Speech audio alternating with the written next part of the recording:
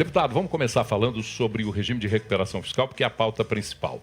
O regime de recuperação fiscal foi apresentado há 3 anos na Assembleia Legislativa. De lá para cá, muitos problemas foram acontecendo. Há quem diga que o projeto ficou parado, sentou-se em cima do projeto, não andou.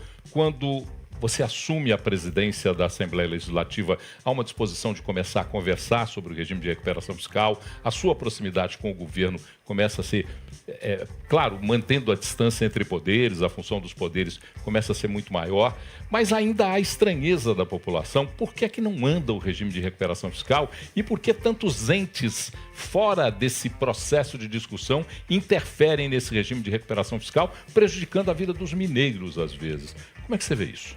Paulo, ótima pergunta sua. E peço licença para a gente fazer um pouquinho, só retomar um pouco um histórico sobre esse caso. Porque nós só estamos hoje discutindo, Ricardo, essa questão do regime de recuperação fiscal. Porque hoje, como nós já sabemos, Minas tem uma dívida com a União, que iniciou em 98 e hoje ela está em 160 bilhões. Para que as pessoas que estão nos ouvindo saibam, essa é uma dívida que começou, como eu disse, em 98 com 14 bilhões de reais.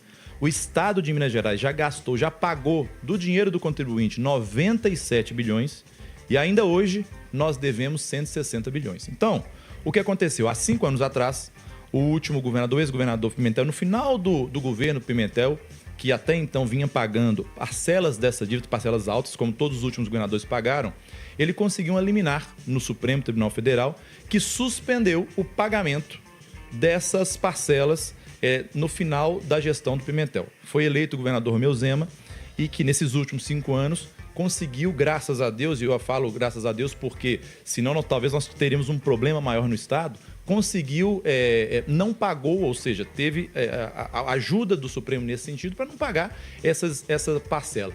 Dessa forma, hoje nós temos essa dívida de 160. Qual que é o problema disso, Paulo e Ricardo? Esse processo que tem no Supremo está vencendo agora no dia 20 de dezembro. Ou seja, no dia 20 de dezembro, o Estado, teoricamente, teria de voltar a pagar essa parcela que hoje está em torno de 18 bilhões de reais por ano para a União. Ou melhor, voltar a pagar de forma escalonada, crescendo no valor de 11,11% por ano pelos próximos 9 anos. E é isso que o regime de recuperação diz, para que ele consiga organizar o seu orçamento nos próximos 9 anos e ao final do 9º ano ele consiga incluir essa parcela cheia dos 18 bilhões no seu orçamento. Qual que é o problema disso? E aí eu quero responder a sua pergunta. Quando tomei posse como presidente da Assembleia, e aqui acho que vocês acompanharam um pouco, eu sempre tive um perfil de muito diálogo, eu gosto da conciliação, gosto de construir pontes e não muros, mas também, é claro, sempre guardando e resguardando a independência dos poderes, que é fundamental, mas sempre de forma muito harmoniosa. Sempre sentei com o governador, minha relação com o governador é muito boa, dialogamos com muita frequência. Ontem estive com o governador, diga de passagem, conversando um pouco sobre esse assunto e outros tantos do Estado de Minas Gerais.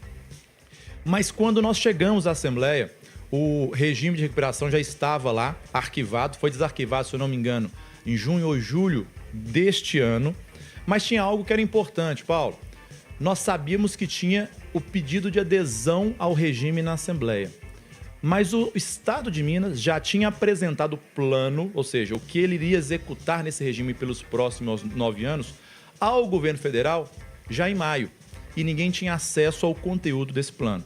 Foi quando eu fui ao governo e também dei um coletivo de imprensa dizendo o seguinte: olha, nós temos toda a disposição de discutir, de apreciar o regime, mas é fundamental e necessário que o governo mande para a Assembleia o plano que já tinha sido apresentado em Brasília. Só uma observação, Perfeito. Em maio desse ano, de 23. Desse ano. Ao atual governo, o governo de Minas já tinha apresentado um plano de recuperação fiscal. Exatamente. Perfeito. Então, em maio deste ano, o governo do Estado já tinha apresentado ao governo federal esse plano. E a Assembleia e nenhum outro ente tinha acesso a esse plano. Então, eu fui agora, no dia 17 de outubro, eu fiz uma fala e disse: olha, nós precisamos conhecer o plano. Até para que a gente saiba o que nós estamos votando, apreciando. E no dia seguinte, o governo mandou.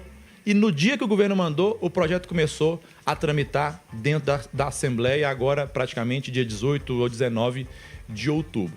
Com isso, claro, e é legítimo do parlamento, nós temos 77 deputados e deputados que são de todo o Estado de Minas Gerais e que têm conhecimentos e legitimamente podem fazer as discussões de todo o projeto. Nós começamos a aprofundar no projeto. E aí existem discussões que são feitas sobre o funcionalismo público, sobre a questão das empresas públicas, sobre a questão de concursos públicos, mas mais grave, Paulo, nós conseguimos enxergar, depois de uma análise técnica dos consultores da Assembleia, que na minha opinião são dos melhores consultores que nós temos em todo o país, são os consultores efetivos, técnicos da Assembleia de Minas, nós conseguimos constatar algo que na minha opinião é o mais importante.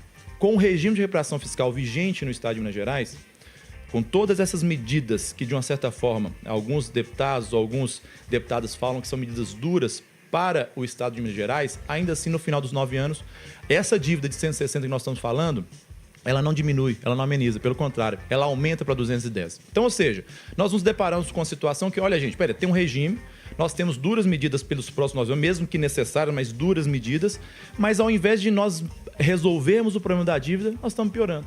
E foi aí que, quando, respondendo a mais uma pergunta sobre os outros entes, as outras pessoas que estão envolvidas nisso, nós tomamos uma decisão, a Assembleia tomou, e eu convidei todos os líderes da casa, do líder de governo ao líder da oposição, porque eu acho que o diálogo em todas as áreas é fundamental, para ir a Brasília e discutir com quem de fato é dono da dívida, que é o governo federal. Pedimos ajuda ao presidente do Congresso, Rodrigo Pacheco, que hoje é o senador de Minas Gerais, mas também é presidente do Congresso, então tem uma força, uma importância muito grande no diálogo com o governo federal para explicar para ele, ô presidente, olha, Minas Gerais está vivendo um grande problema. Nós temos uma dívida que vai piorar, trazendo transtornos e problemas para os serviços públicos, então nós precisamos dar ou procurar, pelo menos, uma nova solução.